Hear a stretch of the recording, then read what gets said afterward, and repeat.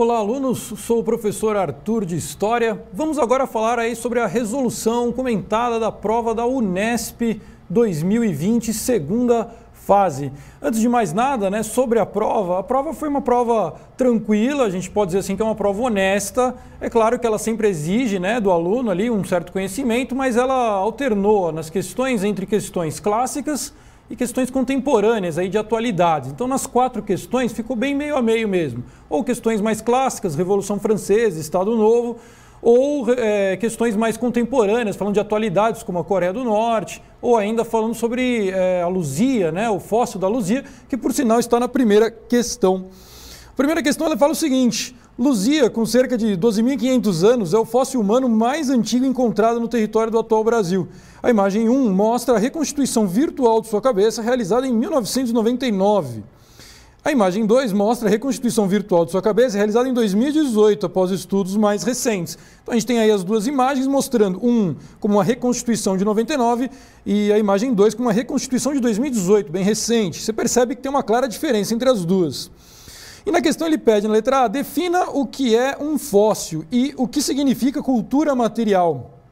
Na questão letra A, o aluno primeiro, sobre fóssil, né? Fóssil é todo tipo de resto, vestígio que a gente tem sobre algum material, pode ser tanto humano quanto vegetal, que foi deixado há muito tempo atrás e que hoje arqueólogos usam para poder fazer estudos sobre o passado, entender melhor o funcionamento de determinadas civilizações. Isso deixa, inclusive, restos materiais. Fósseis são restos materiais. E aí vem a segunda parte da pergunta, onde ele quer saber o que significa uma cultura material.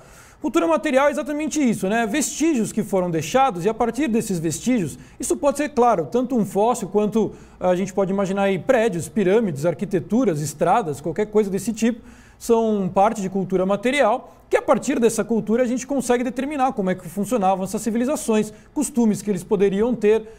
Esses materiais, claro, eles podem ser agentes, tanto causadores ali de algum tipo de modificação dentro da sociedade, como eles podem ser produto de alguma coisa que foi modificada, tá? Então a resposta deveria girar em torno mais ou menos dessa ideia. Na letra B, ele pede o seguinte: considerando as imagens, cite uma informação que foi obtida pelos pesquisadores a partir do estudo do fóssil de Luzia. Mencione uma limitação desse tipo de estudo.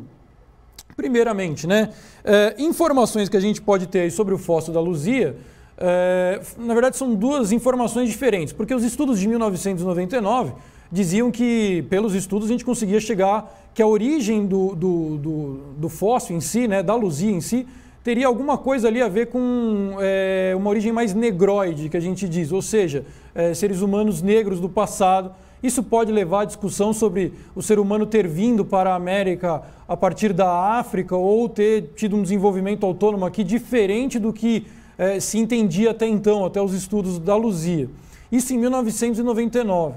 Agora, em 2018, quando foram feitos novos estudos, né, isso muda um pouco porque aí veio uma nova análise dizendo que a origem dele seria realmente ameríndia, ou seja, o fóssil seria de origem da América propriamente dito. Isso num estudo mais recente, 2018, seria mais confiável. Isso, inclusive, bate com a questão que ele pede também, ainda na letra B, que ele quer saber o seguinte, né, ó, mencione uma limitação desse tipo de estudo. Esses estudos eles têm esse problema de variar muito com o tempo. Em 1999 você faz uma análise e dá em alguma coisa, em 2018 a análise ela muda completamente. Então isso é uma limitação, tá? É uma limitação propriamente tecnológica, que a gente pode dizer, o estudo ele vai avançando.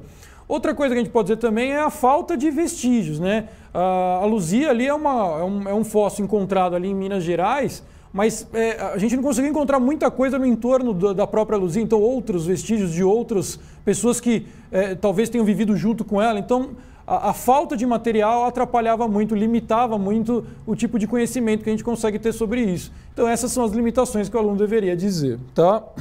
Finalizando aqui essa questão.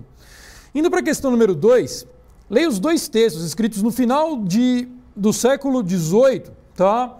O texto número 1, a gente está no final do século XVIII, então a gente está aí entre 1780, 90, mais ou menos esse o final do século, que, claro, está junto com a Revolução Francesa. E aí os textos são sobre a Revolução Francesa. No primeiro texto ele fala o seguinte, né? Começa assim, ó: o grande dia, resultado da libertação, começava a me despertar. Respirava livremente, quando vi diante de mim uma multidão em tumulto. Não fiquei surpreso. Aproximo-me e Ó, espetáculo de horror.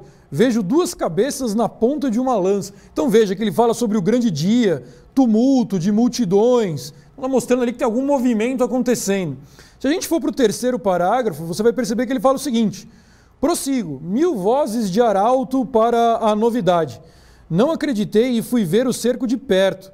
No meio da greve, encontro um corpo sem a cabeça estendido no meio do riacho, rodeado por 5 ou 6 indiferentes. Faço perguntas, é o governador da Bastilha. Ele fala aqui sobre Bastilha, ele fala sobre cerco. O texto remonta à queda da Bastilha, que é o marco do início da Revolução Francesa. Mais à frente, tinha outro texto agora, o texto número 2. Ó, aquela alegria me deu náuseas. Sentia-me ao mesmo tempo satisfeito e descontente.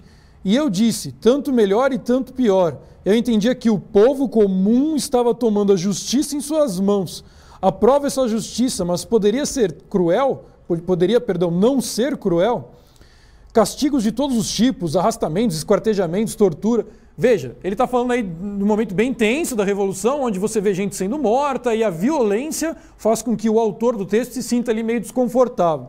Na letra A ele pede, cite o evento histórico a que o texto 1 se refere e a situação sociopolítica e econômica a que esse evento se opôs. Então, na primeira questão, obviamente, estamos falando da Revolução Francesa, especificamente falando da queda da Bastilha. O aluno deveria dizer sobre a tomada da Bastilha, queda da Bastilha. Ele quer saber, né, na Revolução Francesa, e claro, a própria queda da Bastilha, está se opondo ao quê? Então, sociopolítica e economicamente falando, o que a gente poderia dizer? Socialmente falando, está se opondo à sociedade de estados, né? Aquela sociedade estamental que existia dentro da França antes da Revolução Francesa, então dividida entre primeiro estado, segundo estado, terceiro estado, está se opondo a isso. Politicamente, está se opondo ao absolutismo real, centralização do poder na mão do rei, no caso aí era o Luís XVI, e economicamente está se opondo ao sistema existente na França, que era um sistema basicamente agrário, com manufaturas, não tinha chegado ainda na Revolução Industrial, e o sistema econômico, né, reinante ele era do mercantilismo, com intervenção estatal. Então o aluno deveria falar nesses 3 pontos, né, ao que a Revolução está se opondo. Na letra B ele pede, identifique o elemento comum aos 2 textos e explique a última frase do texto. Uma coisa que fica bem clara no texto, que a gente percebe nos 2, né, é a violência. Tá? Então o que o aluno deveria ter percebido ali é o quão violento é o movimento da Revolução Francesa, em todos os sentidos, por uma ideia de desconstrução de um regime, de um sistema. Você está querendo desfazer ali completamente o antigo regime, então acaba tendo ali a violência da Revolução e você percebe isso claramente nos 2 textos. A última frase que ele diz para a gente analisar também no texto, onde o Babeuf, né, que é o autor do texto, fala nossos senhores colherão o que semearam, ele está falando que a sociedade está se levantando ali contra o poder instituído. E agora os nossos senhores aí são quem? A nobreza, o clero, o próprio rei, aqueles que controlam a sociedade, vão colher aquilo que eles mesmos plantaram. Então, se eles plantaram uma sociedade desigual, uma sociedade que nessa hora está passando por necessidade, uma sociedade com poder centralizado, agora eles vão colher isso, porque você vai ter uma reação muito forte da sociedade que vai para cima desse sistema para destruí-lo, certo? Era isso que o aluno deveria dizer na letra B. Vamos adiante agora na próxima questão sobre Brasil, né? Getúlio Vargas. A deposição de Getúlio é o fim do regime excepcional estabelecido em 10 de novembro de 1937. O governo passa ao judiciário. O presidente José Linhares esclarece melhor o quadro com a lei constitucional no 13 de 12 de novembro de 1945, estabelecendo que os representantes eleitos a 2 de dezembro de 1945 para a Câmara dos Deputados e o Senado Federal reunir-se-ão no Distrito Federal 60 dias após as eleições na Assembleia Constituinte. Então ele está mostrando aí na hora que você tem a transição do regime, né? O governo do Vargas começa com uma ditadura em 37 e acaba em 45 quando ele é tirado do governo. E aí você está exatamente nessa passagem. O Vargas foi tirado, estão fazendo uma nova Constituição. Na letra A ele pede, indique qual foi o regime excepcional estabelecido em 10 de novembro de 1937 e cite uma característica da Constituição que esse regime gerou. Então a letra A pede, primeiramente, falando sobre o ano de 37. O regime excepcional é a ditadura instalada pelo Vargas, conhecida como a ditadura de Estado Novo, certo? Essa é a ditadura varguista. E aí ele quer características da Constituição, uma Constituição extremamente autoritária e centralizadora. Centralizou poderes ali no Vargas, ele realmente instala uma ditadura, passa a controlar as instituições brasileiras e políticas, e a partir disso ele instala o regime totalmente dele, né? Totalmente ditatorial. Tá? Na letra B, ele pede: contextualize o cenário interno do país no período que se seguiu a deposição de Getúlio e cite uma característica da Constituição produzida pela Assembleia Constituinte. Na letra B, o cenário interno é o quê? É o cenário de redemocratização. Ainda com o Vargas no poder, você já tem uma tendência à redemocratização, quando surgem os partidos e etc. Quando o Vargas é tirado, aí a gente tem realmente uma ideia de abertura, a democracia está voltando ao país, e aí ficou pronta a Constituição em 1946, né, que é a Constituição que entra junto com o governo de Eurico Gaspar Dutra, novo presidente do Brasil após o Vargas, que foi eleito exatamente nesse contexto. E na Constituição de 46 a gente tem uma Constituição democrática, é uma Constituição que devolve a ideia do Estado democrático de direito, com participação das pessoas na eleição dos representantes políticos, e aí é o momento da redemocratização a partir de 46. Tá? Isso vai durar, claro, até 64, na ditadura militar. Por fim, adiante aqui, ó, ele fala agora uma questão sobre a Coreia do Norte. Você tem primeiro uma notícia que fala o seguinte: Kim Jong-un atravessou o paralelo 38, que divide a Península Coreana, às 9h28, hora local desta sexta-feira, e se tornou o primeiro governante do Norte a pisar no Sul desde o fim da Guerra da Coreia, em 1953. Do outro lado da fronteira, ele foi recebido por Moon Jae-in, o representante eleito em 2017, com uma plataforma em que defende a coexistência pacífica e a cooperação entre os dois lados, separados em zonas de influência comunista e capitalista depois da Segunda Guerra. Então ele está falando aí na notícia sobre esse encontro diplomático que ocorreu entre Coreia do Norte e Coreia do Sul em 2017. E aí, na questão A, ele pede: descreva o contexto histórico em que ocorreu a Guerra da Coreia.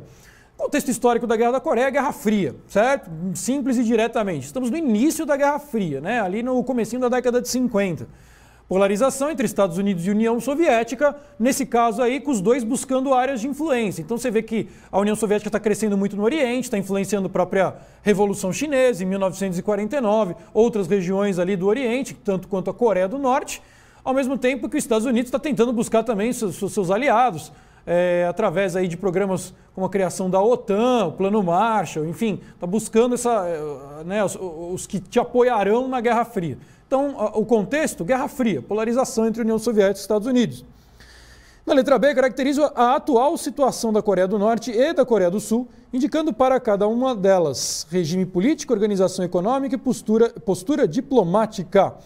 Bom, a atual situação, né, da Coreia do Sul, na comparação entre os dois, né, o que a gente pode dizer? Vamos fazer a divisão entre política, economia e sociedade, como ele pediu, né?